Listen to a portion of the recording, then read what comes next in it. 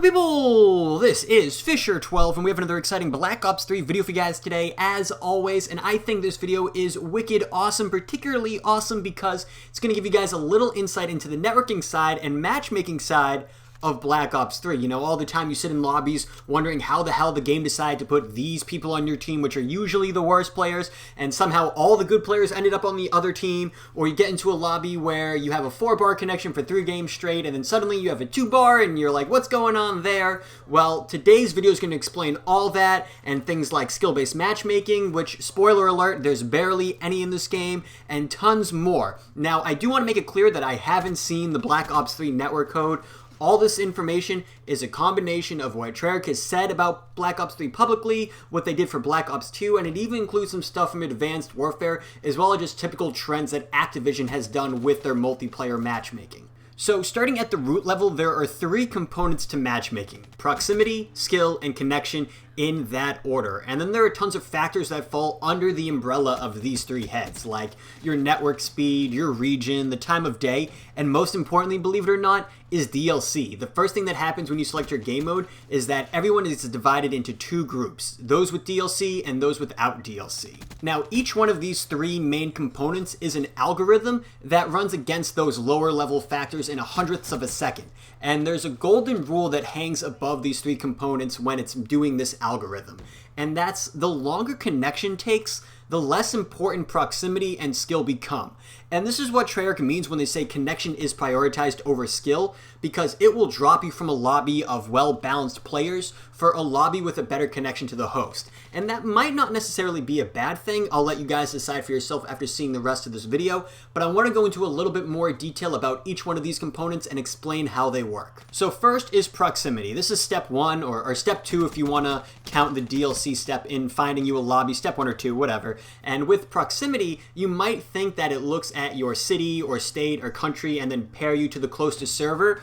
That's not the case. The job of proximity is to return a result of, let's say, 100 or so lobbies. It's actually a percentage of the total available lobbies in a playlist, but nonetheless, it resolves proximity, and it does this by taking your location and breaking down the area around you into 4 geographical tiers. Now, I'll use myself in Boston as an example, and if we draw 4 sort of tiers around my location, you can see that it covers all of New England, most of the East Coast, but it also gets some parts of Canada and even England. So even though it's unlikely that I will be paired in a lobby that's coming from Canada or coming from England, it's still a possibility in this scenario. So again, proximity isn't looking at my location in Boston and deciding, okay, let's send him to New York because that's the closest server we have. It's looking at my location, not necessarily defining it as Boston, and just surveying the other servers around me and seeing which one has the best lobbies based on these other requirements. Then after proximity is skill, and skill is based on a lot of unknown factors.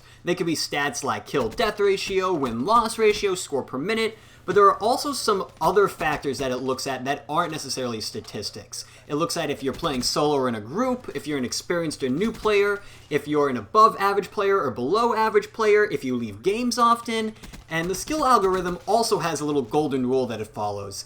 It values players in parties over players playing solo, and that can be looked at as both a good and a bad thing. It obviously sucks if you're a solo player because you're getting a lesser balanced lobby than people in parties, but on the flip side, this rule is trying to put parties together first to prevent a situation where a team of 6 is going against a team of all randoms. Now, I did mention skill-based matchmaking, and I did say that there was very little in this game, and I know David Vonderhaar has come out and said that there wasn't any in this game at all, but it's in every game. It has to be.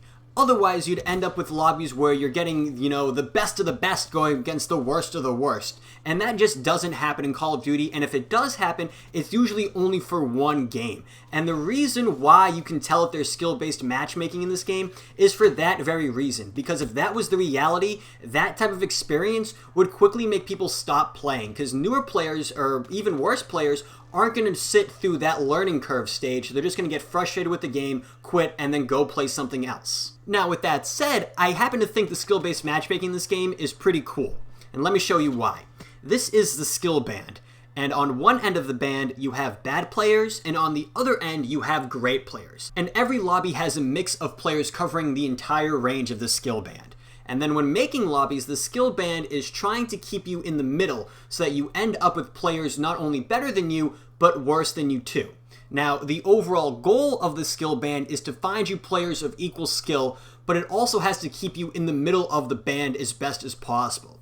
Now, this algorithm is running for every player, so while you're considered average in your own lobby, you're also considered a great player and a bad player in other people's lobbies too. So that's either a compliment or an insult from Treyarch, depending on how you want to take it, but that's all the skill-based matchmaking there is in this game. And the last piece to matchmaking is connection, and by this point in the matchmaking algorithm, the process has returned a list of the best 50 or so games, and the last step is just to pick the one with the best connection. So again, this is what Treyarch means when they say they prioritize connection. Because when you get that list of 50 lobbies, the other factors no longer matter. It doesn't matter if there's equally skilled players, it doesn't matter if the players are closer, it picks the lobby with the best connection.